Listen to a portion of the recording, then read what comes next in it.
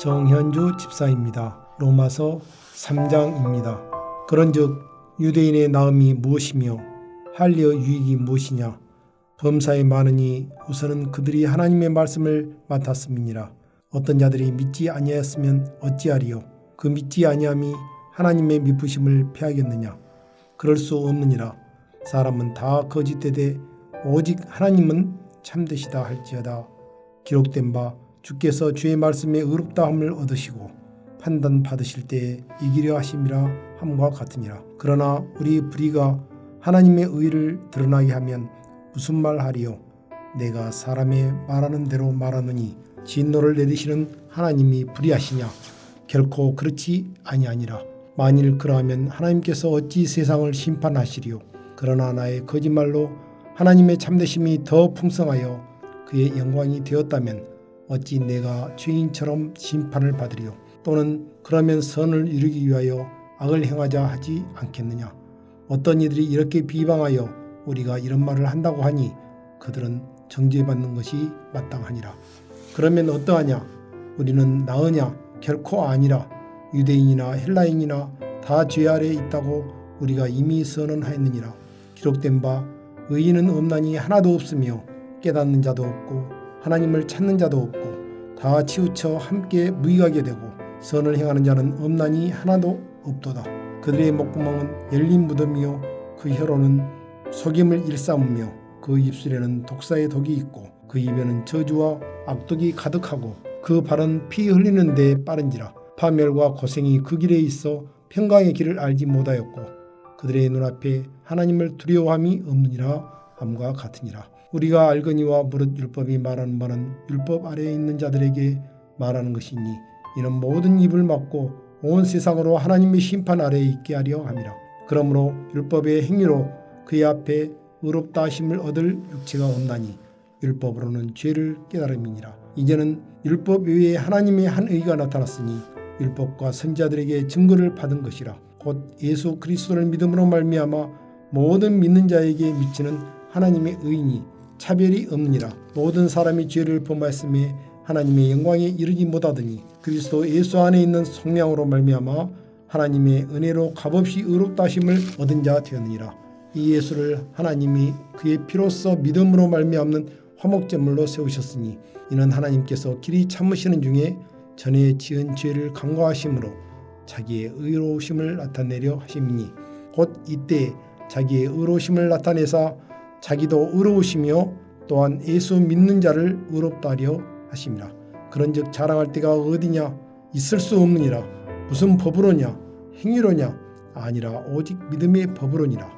그러므로 사람이 의롭다 하심을 얻는 것은 율법의 행위에 있지 않고 믿음으로 되는 줄 우리가 인정하노라. 하나님은 다만 유대인의 하나님이시냐?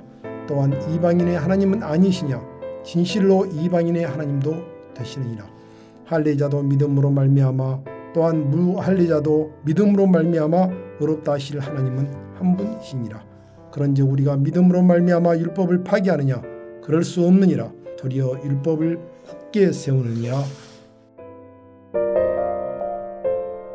하늘에 계신 우리 아버지여, 이름이 거룩히 여김을 받으시오며 나라가 임하옵시며 뜻이 하늘에서 이룬 것 같이 땅에서도 이루어지이다. 오늘날 우리에게 일용할 양식을 주옵시고 우리가 우리에게 죄 지은 자를 사하여 준 것 같이 우리 죄를 사하여 주옵시고 우리를 시험에 들게 하지 마옵시고 다만 악에서 구하옵소서. 대개 나라와 권세와 영광이 아버지께 영원히 있사옵나이다. 아멘.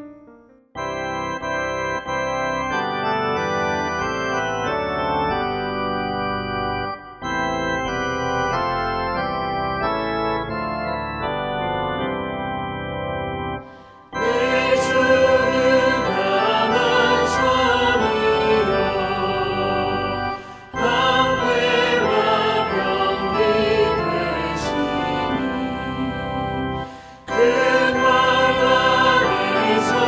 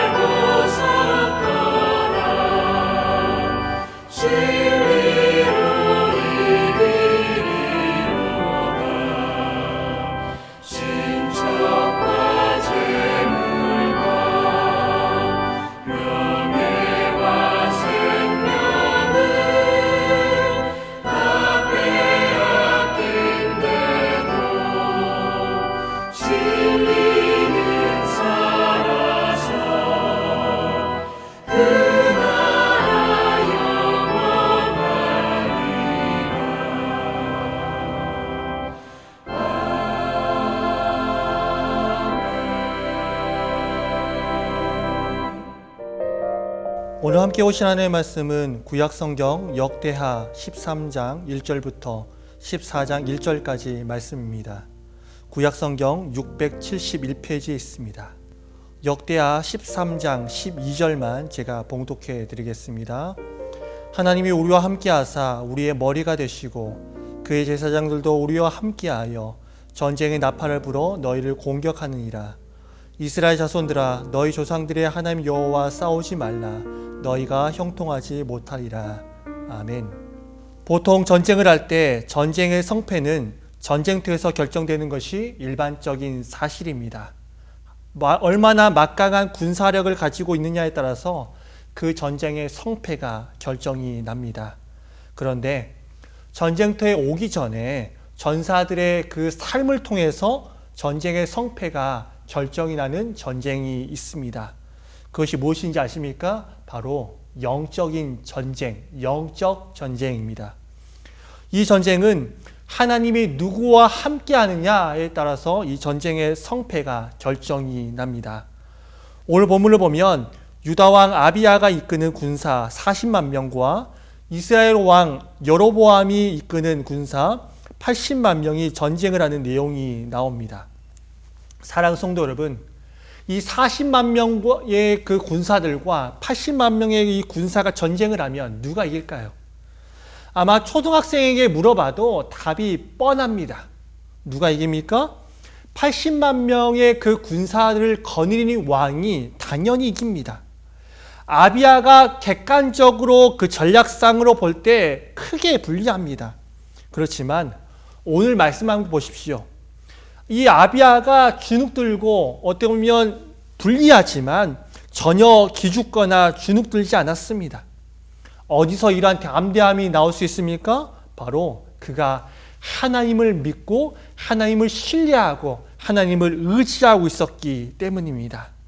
아비야는 전쟁의 성패가 이 군사력에서 나오는 것이 아니라 하나님이 누구 손에 있는가, 누구 손을 들어주시는가에 달려있다라고 믿었습니다. 그는 하나님께서 우상을 숭배한 자가 아니라 여호와를 신뢰하고 경외한 자의 손을 들어주실 것이라는 것을 분명히 믿고 있었습니다. 하나님이 모든 것을 결정한 사실을 이 아비야는 분명하게 믿고 있었습니다. 그리고 이것을 온전하게 믿을 때 그는 전쟁에서 승리할 수 있었습니다. 주 안에서 사랑하는 성도 여러분, 여러분의 인생의 키를 누가 잡고 계십니까? 누가 여러분의 삶을 이끌고 있습니까? 누가 여러분의 삶을 주관하고 있습니까? 결정하고 있습니까? 혹 하나님을 내 삶의 바깥에 두고 내 자신이 내 모든 것을 주관하고 이끌면서 다스리면서 그렇게 살고 있지는 않으십니까? 우리의 모든 것은 하나님이 결정하신다라고 하는 이 분명한 사실을 기억하면서 온전하게 믿으시기를 바랍니다. 또한 이 전쟁은 어떤 예배를 드리고 있느냐, 어떤 예배를 드리고 있었느냐에 따라서 결정이 납니다. 이 전쟁은 일상의 삶에서 온전히 하나님을 경배하고 예배하고 있었느냐에 따라서 결정이 납니다. 오늘 말씀 8절과 9절 말씀 함께 보고자 합니다. 이제 너희가 또 다윗 자손의 손으로 다스리는 여호와의 나라를 대적하려 하는도다. 너희는 큰 무리요 또 여로보암이 너를 위하여 신으로 만든 금소강지들이 너희와 함께 있도다. 너희가 아론 자손인 여호와의 제사장들과 레의 사람들을 쫓아내고 이방 백성들의 풍속을 따라 제사장을 삼지 아니하였느냐? 누구를 막론하고 어린 수송아지 한 마리와 순양 7마리를 끌고 와서 장립을 받고자 하는 자마다 허무한 신들의 제사장이 될 수 있도다 라고 말씀하고 있습니다. 이스라엘 백성들은 형식적인 제사, 형식적인 예배를 드렸습니다. 우상을 섬겼고 뇌물을 가져오면 누구나 제사장이 될 수 있었습니다. 그들에게 예배는 그저 귀찮은 존재에게 어쩔 수 없이 하는 행위 정도로만 여겨지고 그 정도로 타락하게 되었습니다. 그렇지만 유다 왕 아비야는 어떻게 하였습니까? 10절 말씀을 보십시오. 우리에게는 여호와께서 우리 하나님이 되시니 우리가 그를 배반하지 아니하였고 여호와를 섬기는 제사장들이 있으니 아론의 자손이요 또 레위 사람들이 수종들어 매일 아침 저녁으로 여호와 앞에 번제를 드리며 분향하며 또 깨끗한 상에 진설병을 놓고 또 금 등잔대가 있어 그 등에 저녁마다 불을 켜나니 우리는 우리 하나님 여호와의 계명을 지키나 너희는 그를 배반하였느니라 라고 말씀하고 있습니다. 아비야는 이 여로보암과 달리 율법대로 아론의 후손들로 제사장을 세워서 날마다 정해진 대로 예배를 드렸습니다. 어쩔 수 없이 예배를 드리는 것이 아니라 강요에 의해서 예배를 드리는 것이 아니라 진심을 다해서 기쁜 마음으로 감사한 마음으로 이 아비야는 예배를 드렸던 것입니다. 그는 하나님께 온전히 예배한 자를 하나님이 지키시고 하나님이 자신들과 함께함을 분명하게 믿었습니다. 그분이 친히 여로보암과 싸워 이길 것이라고 분명하게 믿었습니다. 사랑하는 성도 여러분, 온전히 하나님만을 예배할 때 우리는 이처럼 승리할 수 있습니다.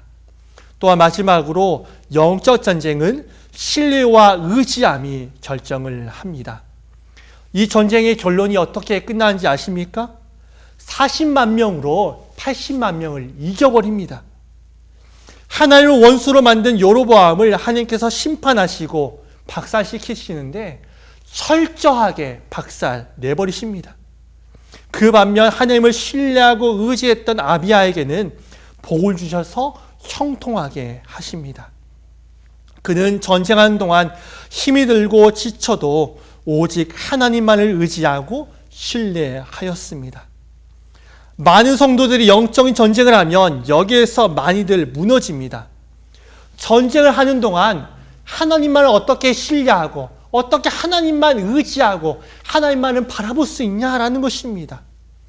다른 것도 의지하고 신뢰할 필요가 있다는 것이에요. 하지만 분명하게 기억하시기 바랍니다. 다른 것을 의지하면 여러분이 의지하는 그것으로 말미암아 여러분이 신뢰하는 그것으로 말미암아 여러분은 패배하게 되고 실패자가 될 것입니다. 어떠한 삶의 순간에서도 우리의 의지가 되시는 그분, 우리의 신뢰 되시는 그분, 오직 하나님만을 붙들면서 이 전쟁 승리하시기를 간절히 바랍니다. 말씀을 정리합니다. 링컨이 남북 전쟁 시에 북군의 장군이 이런 말을 했을 때 다음과 같이 답했다는 일화가 있습니다. 각하, 하나님이 우리의 편이십니다. 우리가 전쟁에서 반드시 승리할 것입니다.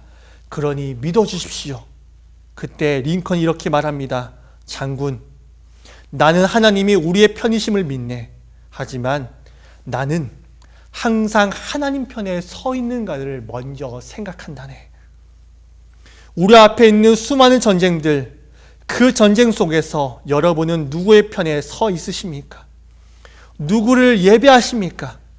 내 삶에서 온전히 하나님만을 신뢰하고 의지하며 삶 속에서 온전한 예배를 하나님께 드릴 때 하나님은 원수를 심판하시고 우리를 승리하게 만드실 것입니다.